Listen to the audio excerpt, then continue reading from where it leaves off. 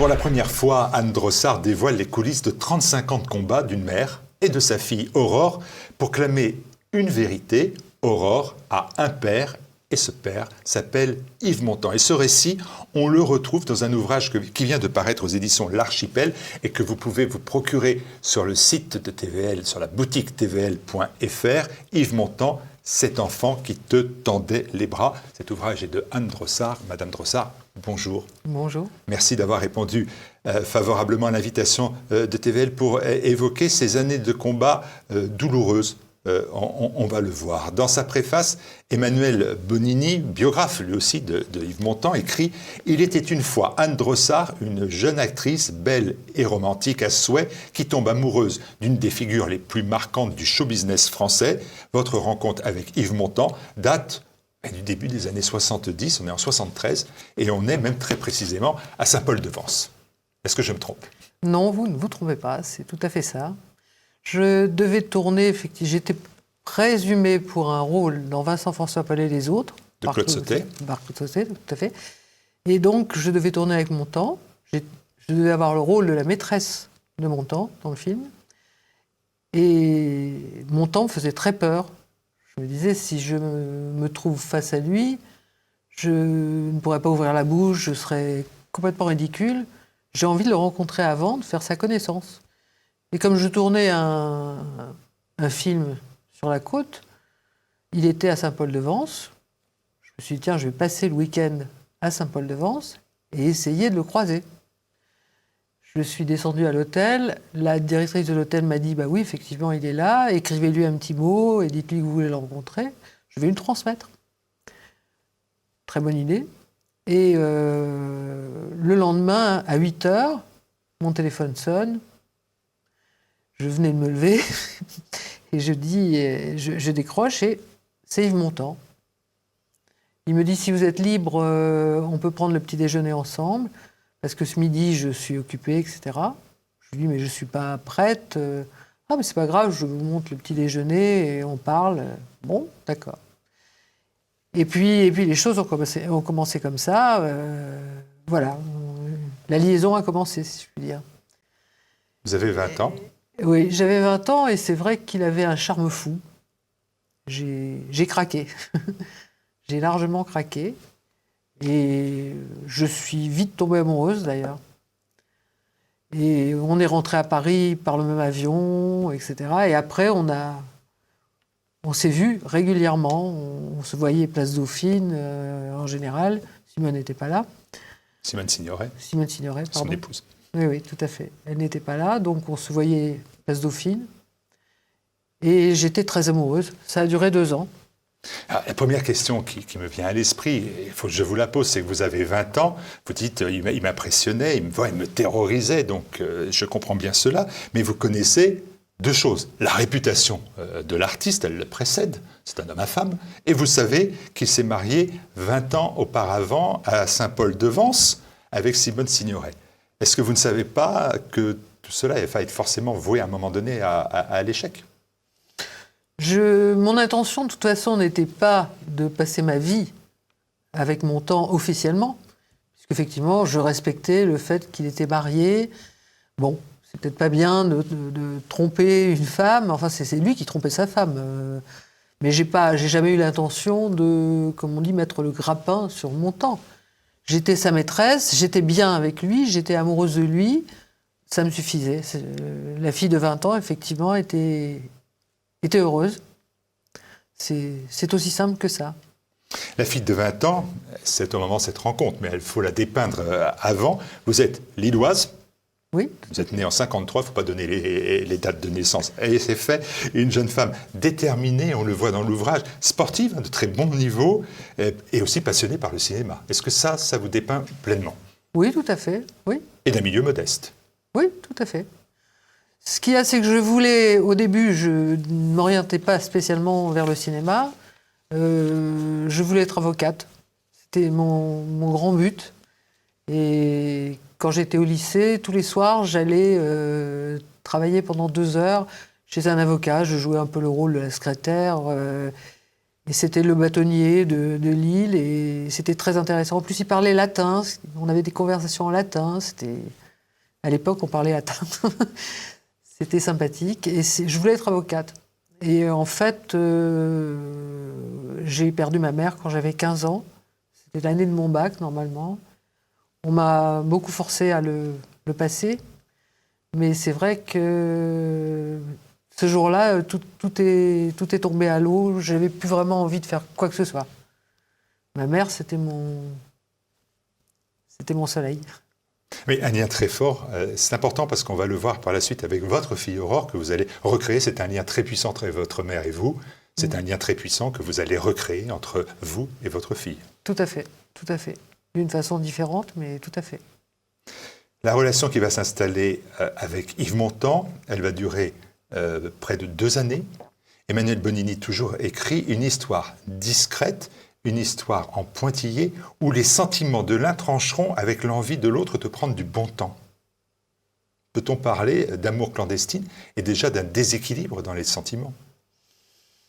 Amour clandestine, c'est certain, mais bon, d'un côté, je ne pouvais quand même pas lui en vouloir d'être marié et d'avoir une aventure avec moi.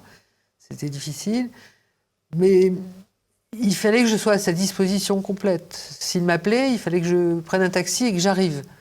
Donc effectivement, c'est assez dévalorisant, c'est pas très agréable. Et tout ça dans la discrétion la plus totale. Même en cachette, on peut bien dire en cachette. Voilà, parce que vous ne sortez pas avec lui, vous n'allez pas au restaurant avec lui, voilà. Ça m'est arrivé, mais rarement et dans des endroits discrets, voilà. Mais sinon... Et c'est une situation qui vous convient. Est-ce que vous avez conscience, honnêtement, de ce que dit Emmanuel Bonini, c'est-à-dire d'un côté quelqu'un qui a des sentiments sincères et de l'autre côté quelqu'un qui veut prendre du bon temps? Oui, je crois qu'il a raison, mais c'est sûr que maintenant, beaucoup plus tard, pas seulement maintenant, beaucoup plus tard, c'est évident. Mais sur le moment, je crois que quand on est amoureux, homme ou femme, on est un peu déphasé quelque part. Je crois que c'est ça. Vous dites plus d'une fois, j'ai éprouvé l'envie de le quitter. Oui. C'est ce que vous écrivez. Voilà. Vous allez avoir des mots d'ailleurs très durs sur Montand, avec Montand, un homme qui n'a jamais eu pour vous un geste ou une parole d'amour. C'est ce que vous dites. Qu'est-ce qui vous a empêché de le faire, de le quitter? À chaque fois, je partais déterminée. Il m'appelait, je partais déterminée, je prenais mon taxi. Et je me disais, quand je vais arriver, je vais lui dire, bon voilà, c'est fini entre nous, c'est fini, je m'en vais. Et ça, c'est ce que je pensais au départ, et je l'ai pensé plusieurs fois. Et quand j'arrivais, je craquais. Voilà. Est-ce qu'on connaît quand même, on connaît aujourd'hui la part très sombre de l'artiste. On connaissait à l'époque son peu d'empathie à l'égard des gens. On connaissait ses engagements politiques particulièrement dangereux, puisqu'il était militant communiste portant cette idéologie en s'en faisant le complice. Tout ça n'intervenait pas dans votre regard? Non. Non. Je m'efforçais de penser à autre chose. Et finalement, on parlait beaucoup de cinéma, quand je tournais quelque chose, je lui demandais des conseils pour des trucages, des choses comme ça. On parlait plus métier cinéma et physique, les régimes. Il mettait vraiment en garde, attention, il ne faut pas manger plus d'une fois par mois des pâtes ou des choses comme ça. Ce qu'il faisait lui-même d'ailleurs. Oui, voilà. C'était vraiment ce thème. On n'a jamais parlé on n'est jamais entré en profondeur dans des sujets. Ce qui m'aurait plu, d'ailleurs. Je crois que je ne suis pas bornée à un écran de cinéma ou à un écran de télévision. Mais on n'avait pas le même âge, quand même. 20 ans, 54 ans, il y a une distance. Et je pensais quand même que c'était à lui d'engager une conversation sur un sujet plus qu'un... Et puis, il ne m'écoutait pas nécessairement quand moi, j'engageais une conversation sur un sujet qui l'intéressait pas. Alors, bien évidemment, il y a une date essentielle dans votre relation. C'est le 6 octobre 1975. c'est la naissance de votre fille, Aurore Anna Antonella, 2,5 kg. Oui, j'ai bien lu l'ouvrage, 2,5 kg. Elle est votre fille, et bien évidemment, vous le dites, celle d'Yves Montand. Sauf que cette information-là, Yves Montand va la rejeter avec la plus extrême violence. Tout à fait. Tout à fait. Bon, je lui ai annoncé d'ailleurs la naissance d'Aurore. J'ai téléphoné de la clinique. Effectivement, elle est née plus tôt que prévu. Et j'ai pensé qu'il aurait peut-être une réaction. Encore une fois, je ne lui demandais rien d'autre que d'admettre qu'il avait une fille, de venir la voir, c'est tout. C'était pas... J'avais pas envie d'autre chose. Je vous le dis franchement parce que tout le monde s'est un jour posé la question, donc c'est pas une question facile, mais c'est une question que je dois vous poser. C'est est-ce qu'à un moment donné, dans toutes ces années de combat, vous n'êtes pas dit, il y a aussi la question de l'argent, il y a la question, on le verra plus tard, de l'héritage, pas à ce moment-là, bien sûr. Est-ce que c'est quelque chose qui vous a traversé l'esprit ou pas? Non, parce que la seule chose qui m'intéressait, c'est qu'Aurore m'avait demandé de changer de position, d'arrêter d'être dans l'ombre, etc., de l'attaquer, puisqu'il avait vraiment refusé. Il l'avait refusé, elle. Elle avait 13 ans, et ça l'a beaucoup choquée. Il l'a bousculée, littéralement. Ça l'a énormément choquée. Et elle m'a dit, maintenant, tu ne vas pas rester comme ça, il faut faire quelque chose. Et j'ai pris le meilleur des avocats à l'époque, que je considérais comme le meilleur. Je l'ai engagé pour 5 ans et payé d'avance. Jacques Vergès. Jacques Vergès, voilà. Et donc, je dépensais de l'argent, je n'avais pas... On va rester sur cette date du 6 octobre 1975. Vous dites que quand vous lui dites « je suis enceinte », il a une réponse. En tout cas, ça ne peut pas être de moi puisque je n'étais pas là. Oui, mais je ne pouvais pas lui annoncer avant. Parce que d'une part, je n'étais pas sûre, j'ai eu des problèmes, on ne savait pas, des tests qui n'étaient pas vraiment positifs au début. Et puis, il y avait le tournage du Sauvage. Et je n'avais pas envie de le perturber sur son tournage, qui me reproche après de l'avoir perturbé. Je voulais que ça soit une annonce agréable. C'est ça. Donc, il tourne le Sauvage, c'est pas en France, hein, c'est en Amérique latine. Voilà. Vous avez été le rejoindre, d'ailleurs, à ce moment-là, pendant une semaine, vivre avec lui. Et donc, c'est à son retour à Paris, après que le tournage de ce film, dont on se rappelle tous, presque, eh bien, que vous lui annoncez, je suis enceinte. Et là, il dit, mais ça peut pas être de moi. Il était en train de tourner des scènes d'intérieur au studio de Boulogne, et effectivement, c'est là que je lui annonce. Ça se voyait pas beaucoup, effectivement, presque pas. Et je lui dis, tu ne remarques rien tu t'es changé la coupe de tes cheveux, etc. Je dis, non, je ne crois pas que ce soit tellement ça. Et je lui dis, je suis enceinte et je suis enceinte de toi. Et c'est là qu'il me dit, ah ben non, c'est pas possible, j'étais pas là. Bon, je lui dis, oui, mais là, ça remonte quand même C'était pas hier, à un certain temps, c'est pas hier. Je suis enceinte de 6 mois, donc c'est pas hier. Et de toute façon, ça ne peut pas être de moi, parce qu'à 54 ans, on ne peut plus avoir d'enfant. Voilà. Il en aura un à 69 ans qu'il reconnaîtra. Voilà. Il a toujours refusé d'assumer cette naissance. À chaque fois qu'il a vu Aurore, il ne l'a pas éconduit toujours. Non. La première fois qu'il l'a vue, elle devait avoir 7 mois, je crois. J'ai profité de ce qu'il tournait le Grand Escogriffe à Rome. J'avais un agent à Rome, et donc j'essayais de travailler aussi en Italie. Donc j'en ai profité pour aller faire des castings et descendre à l'hôtel de la ville, où normalement tous les gens qui font du cinéma descendent là. Je me suis dit, j'ai peut-être une chance de le croiser, et on va essayer de mettre en présence Aurore et son père, et on verra ce que ça va donner. Et je ne me suis pas trompée, il est arrivé, effectivement. Du coup, on s'est vus tous les jours, pratiquement, pendant une semaine, en gros, parce qu'après, il avait fait venir une fille, c'est un peu compliqué. Et donc, tous les jours, on déjeunait avec Aurore, tous les trois. Je me disais, bon, elle est là, elle bouge, elle est en face de lui. J'ai toujours attendu une réaction, qui n'est pas arrivée. Si, il m'a regardé, il m'a demandé la couleur de ses yeux. c'est sympa, mais je lui dis, il suffit de la regarder, on voit la couleur de ses yeux, c'est aussi simple que ça. Ça, c'est la première fois. C'est la première fois. Il y aura plusieurs fois, vous essayez de lui voilà, présenter. Une autre fois, j'étais avec des amis à Saint-Paul-de-Vence, qui sont témoins d'ailleurs de la rencontre, où on allait déjeuner à la Colombe, et on descendait de voiture, Aurore était dans la voiture, j'ai basculé le siège pour la sortir de la voiture, et lui arrivait vers moi, donc pour me voir, avec un grand sourire. On n'était pas ennemis, c'est clair. Et je sors Aurore, je lui tends Aurore, il a Aurore dans ses bras. Effectivement, il change un peu de couleur, il la regarde, il l'a vraiment très près de lui.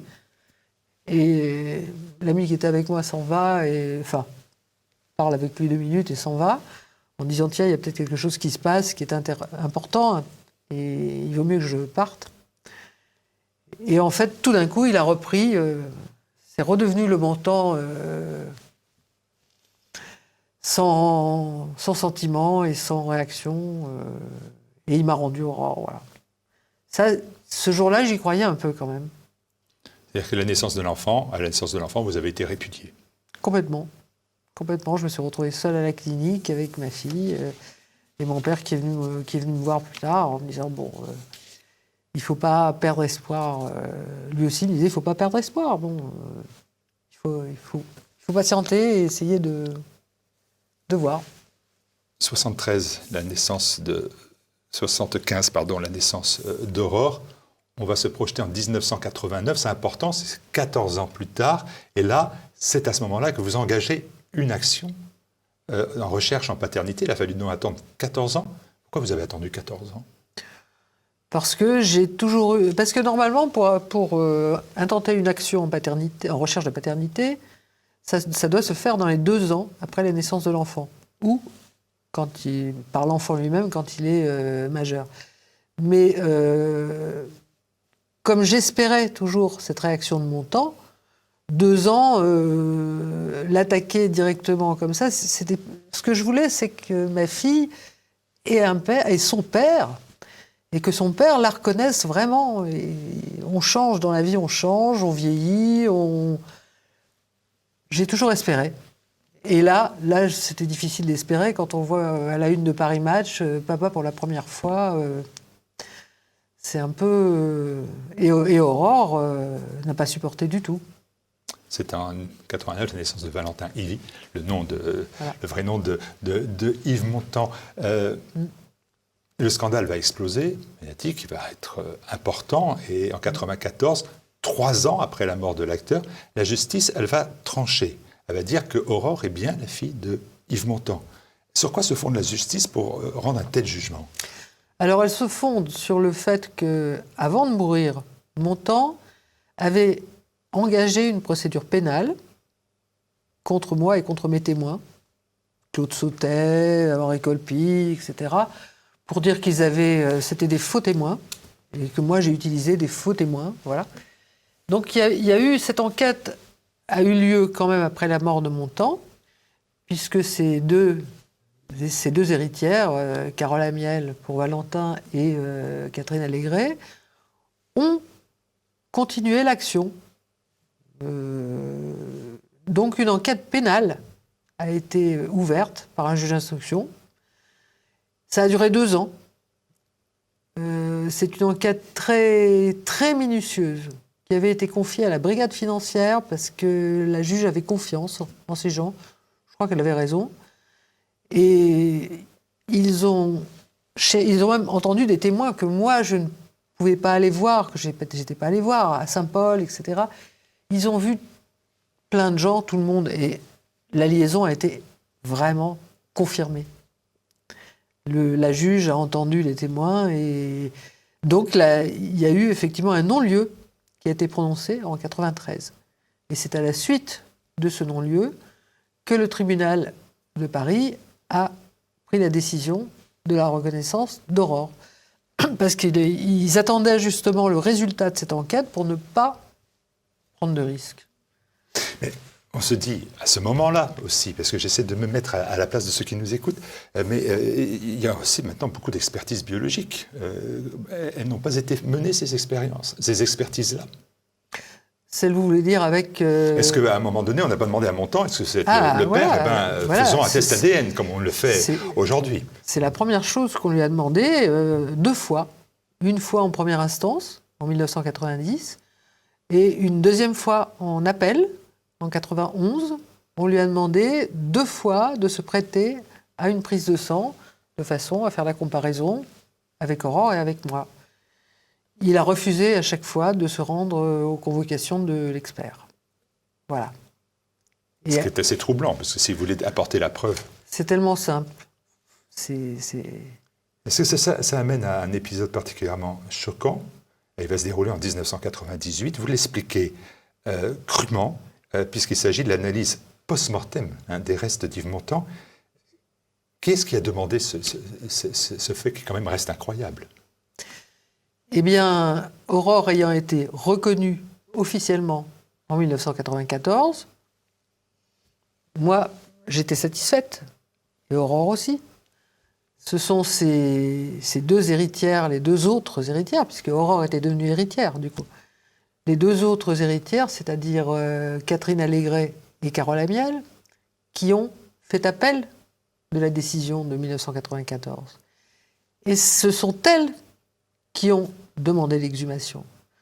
Le juge, la cour d'appel leur a dit, voilà, maintenant, il n'y a plus qu'une seule solution déterminante qui peut donner des résultats, c'est l'exhumation de votre compagnon, beau-père, etc. Nous n'étions rien d'autre que des témoins. Ce sont elles qui ont engagé cette action, donc c'est à elles qu'on a demandé si elles étaient d'accord pour l'exhumation. Et toutes les 2 ont dit oui. Vous n'avez pas eu votre mot à dire. Nous, pas du tout. Non, c'est important de le dire parce que c'est quelque chose qui a choqué la France. Et on nous a mis ça sur le dos sans arrêt. On a eu des messages de haine effroyables. C'était nous. Pour quelle raison est-ce qu'on aurait demandé une exhumation alors qu'Aurore a été officiellement reconnue, qu'il y a eu 2 ans d'enquête qui ont prouvé ma liaison avec Montand à cette époque? Pourquoi est-ce qu'on aurait eu besoin d'une exhumation? Je vois vraiment pas l'utilité. Aurore était reconnue, c'est tout. Et alors, fait encore plus incroyable, cette analyse, elle se fait dans des conditions alors que vous décrivez, et si elles sont réelles, il n'y a pas de raison de les mettre en doute, puisque vous n'êtes pas attaqué sur ces témoignages-là, dans des conditions incroyablement douteuses, et au bout du compte, quand même contestables. On ne s'attendait pas à ce que j'assiste, et Aurore aussi d'ailleurs, à ces analyses. Parce que, en général, les gens ont peur de la mort, ont peur de plein de choses. Ce qui n'était pas... Aurore a dit non, moi je veux aussi t'accompagner. Donc nous étions toutes les 2. Et ça, on ne s'y attendait pas du tout. C'était pas prévu. Mais on nous avait bien mis en face. On nous avait menacé avant en disant... la légiste nous avait menacé en disant qu'il ne fallait pas se trouver mal. Parce que si on se trouvait mal, elle avait 2 assistants coriaces, vifs, qui nous réveilleraient de façon pas très agréable. Bon, ça c'est... Et effectivement, assister à une analyse ADN, enfin une analyse ADN, non, une extraction sur un corps qui va donner lieu à des analyses ADN, sans masque, sans bonnet, avec les mains nues, en train d'échanger des propos au-dessus d'un corps et fumer une cigarette au-dessus du corps, faire tomber un pot avec un morceau de foie ou je sais pas quoi, le pot se casse, on va chercher un autre pot, on ramasse le morceau avec les doigts, on le met dans le pot et on va le porter aux experts qui sont dans une autre pièce pour sceller les fameux prélèvements. Tout ça, c'est... Comment l'ADN ne peut-il pas être pollué? Alors déjà, on ne sait pas si c'est celui de Montand, parce que le cadavre en question, il a été sorti d'un cercueil non scellé 1h30 après être arrivé à l'Institut médico-légal. Un cercueil non scellé, ça n'existe pas, a priori. On a sorti un corps un squelette, comme on en voit dans un institut de médecine, alors qu'il a été thanatopraxé. Il y a des gens qui ont été thanatopraxés, on les sort 30 ans après, ils sont intacts. Enfin, intacts, en tout cas, ils sont préservés. Là, c'est un squelette. Il n'y a aucune identification, aucune, même pas la mensuration. C'est aussi simple que ça. Pas de dossier dentaire, pas de vérification de fractures éventuelles, un dossier, un vrai dossier, qu'un autre expert avant était chargé notamment de faire et de comparer. Donc ça, tout ça n'est pas très, très concluant. Je dirais même pas concluant du tout. On en est où? Est-ce qu'Aurore Drossard s'appelle Aurore Lévy-Montan ou elle s'appelle Aurore Drossard? En 1994, il a été demandé à la mairie du 13e, où elle a été déclarée, de porter sur son identité, de porter le nom de Lévy. Mais en 1998, on a décidé qu'elle n'était donc pas la fille d'Yves Montand. D'après les fameuses analyses, sa sœur étant toujours vivante, on aurait pu, ce que dit un expert, on aurait pu commencer par comparer les prélèvements avec les prélèvements de sa sœur, parce que du coup, on avait fatalement des concordances. On n'a pas commencé par là. Tout ça a été fait d'une façon brouillon, ce qui ne devrait pas être le cas dans ce genre d'examen. Aurore, elle intervient dans l'ouvrage. Elle écrit, bien évidemment, son témoignage aussi, il est tout au long de l'ouvrage. Qui est cette femme aujourd'hui? C'est une femme qui a beaucoup souffert, qui souffre toujours beaucoup, qui n'arrive pas à admettre cette attitude de Montand par rapport à elle, qui n'arrive pas à comprendre et à admettre, bien sûr, l'attitude des fameux héritiers à qui elle a tendu la main, à qui elle a écrit une lettre pour leur dire « arrêtons la guerre, Montand est mort, si je suis sa fille, je suis reconnue comme sa fille, tendons les mains. » Cet enfant qui lui tendait les bras, là, oui, elle tend les bras vers les héritiers en question, vers Valentin. Et en fait, elle se fait jeter partout. C'est un personnage de trop. Alors, est-ce que c'est pour l'argent? On va poser la question à l'envers. Est-ce que c'est pour l'argent? Ben oui. Ce livre, est-ce que c'est une conclusion? Bon, on voit bien Yves Montand, autoritaire maintenant, les gens le savent, égocentrique, accusé d'attouchement, communiste. Au fil des années, son image n'a jamais cessé de s'assombrir, de se dégrader. De votre côté, eh bien, vous avez souffert, vous avez eu ces souffrances que vous racontez, vous avez aussi des problèmes importants de santé. Est-ce que ce livre-là, il est fait pour tourner la page, clore le débat? Ou est-ce que vous continuerez toujours à revendiquer ce droit pour votre fille?